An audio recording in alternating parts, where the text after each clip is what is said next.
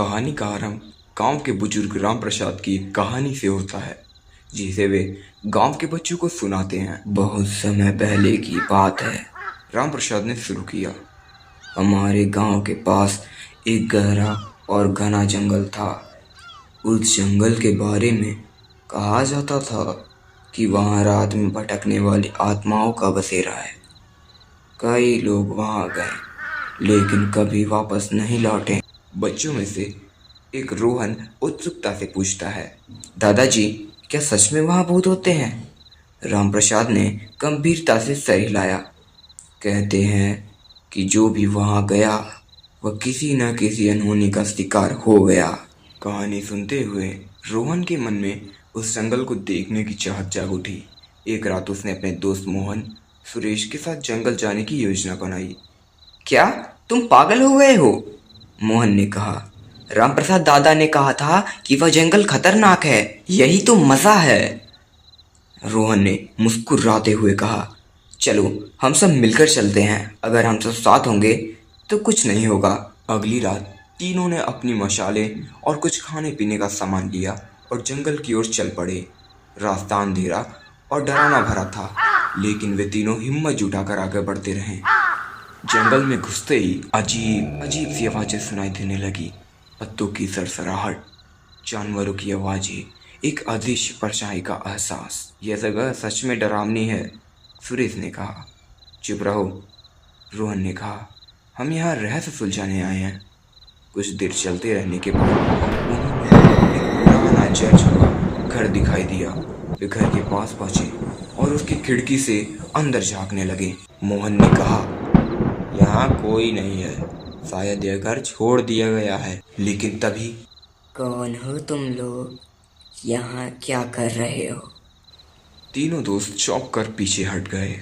उनके सामने एक बुजुर्ग महिला खड़ी थी, जिसके चेहरे पर गुस्सा और आंखों में अनहोनी की चमक थी। हाँ, हम बस यहाँ घूमने आए हैं, रोहन ने डरते हुए कहा। तुम्हें ये नहीं पता, तुम्हें यहाँ नहीं आना चाहिए था, महिला ने कहा। यह जंगल तुम्हारे लिए नहीं है, यहाँ आत्माओं का बसेरा है। तीनों दोस्तों ने महिला की बातों को हल्के में ले लिया और घर के अंदर जाने का फैसला किया। जैसे ही वो अंदर गए, दरवाजा जोर से बंद हो गया। अंदर का माहौल बेहद भयानक था। दीवारों पर अजीबोगरीब चित्र बने हुए थे और हवा में एक अजीब सी गंध फैली हुई थी। सुरेश ने पुरानी किताब उठाई और उसमें कुछ पढ़ने लगा। यह किताब हमें यहाँ की कहानी बताती है, सुरेश ने कहा। इस जंगल में एक बार एक महान राजा का राज था, लेकिन उसकी आत्मा को धोखा देकर यहाँ बंद कर दिया गया। वह आत्मा अब भी यहाँ भटकती है और उसकी मुक्ति का इंतजार कर रही है। सुरेश ने जैसे ही ये कहा, कमरे में तेज हवा चलने लगी। सभी दरवाजे और खिड़कियाँ जोर से बंद हो गई। तीनों दोस्तों के चेहरे पर डर साफ साफ दिखाई देने लगा। यह क्या हो रहा है? मोहन ने घबराते हुए कहा। शायद यह वही आत्मा है, रोहन ने कहा। हमें यहाँ से तुरंत बाहर निकलना होगा। वे तीनों भागकर दरवाजे की ओर गए, लेकिन दरवाजा किसी अदृश्य शक्ति से बंधा था। तभी उन्हें उस बुजुर्ग महिला की हंसी सुनाई दी। तुम्हें यहाँ नहीं आना चाहिए था, वो महिला हंसते हुए बोली। अब तुम यहाँ से बाहर नहीं जा पाओगे। तीनों दोस्तों ने मिलकर दरवाजा खोलने की कोशिश की, लेकिन दरवाजा नहीं खुला। तभी रोहन ने देखा कि दीवार पर बने चित्र जीवित हो गए हैं और उनकी ओर बढ़ रहे हैं। हमें यहाँ से जल्दी निकलना होगा, रोहन ने कहा।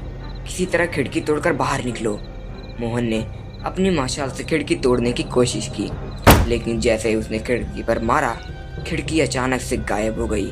अब वे चारों ओर से बंद थे। यह एक भयानक जगह है, सुरेश ने कहा। हमें कुछ करना होगा। तभी रोहन को एक आइडिया आया। किताब में लिखा था कि राजा की आत्मा को मुक्ति चाहिए, शायद अगर हम उसकी मदद करें तो वह हमें जाने दे।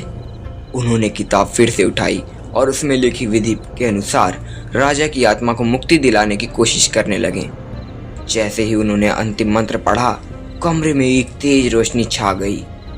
एक भव्य आकृति प्रकट हुई। तुमने मुझे मुक्ति दिलाई। राजा की आत्मा ने कहा, अब तुम यहाँ से जा सकते हो। तीनों दोस्तों ने राहत की सांस ली और बाहर निकलने का रास्ता खोजने लगे। बाहर आते ही उन्होंने देखा कि जंगल अब उतना डरावना नहीं लग रहा था। जब वे गांव वापस लौटे तो राम प्रसाद ने उनकी कहानी सुनी और कहा, तुमने सचमुच एक महान कार्य किया है। अब यह जंगल हमेशा के लिए सुरक्षित है।